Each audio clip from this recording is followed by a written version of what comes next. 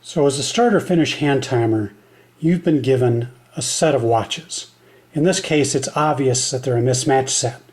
But to be sure, look on the back of the watch and you see what set number they are. So set number 1, set number 2.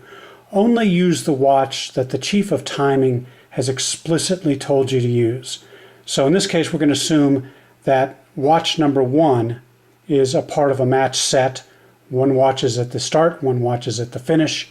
That constitutes the primary watch. The secondary or backup watch, you're going to put inside your clothing to keep it warm and dry, and you're not going to use it unless the chief of timing explicitly asks you to switch to that watch. That happens when there's a problem with the primary set. So we're going to set this aside. So if you're at the start, you're going to record starts. When you're at the finish, of course, you're going to record finishes. You see here that the correctly set up watch has just the time of day on the top. There's a little running man icon that demonstrates that the split is actually running in the background, even though the time is frozen there. The watch is running. The mode of the watch is on time, and you can see the split indicator. So the only button you're going to be using is the split lap button. Specifically, do not touch or press any of those other buttons. So you'll have your index finger on the split lap button.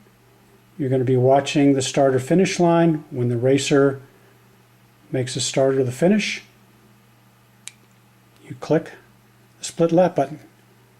And in this case, you'll record on your form the last 6 digits, 35, 38, 58, which corresponds to the time of day of the start or finish respectively. What's going on with this matched pair, one at the start and one at the finish, is that the start hand timer records the time of day when the racer goes to the start wand, and records 36, 55, 88.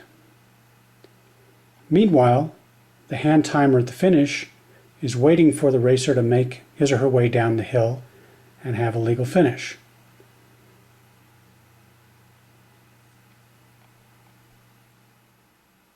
So we're going to fast forward about a minute, and that same racer is approaching the finish line.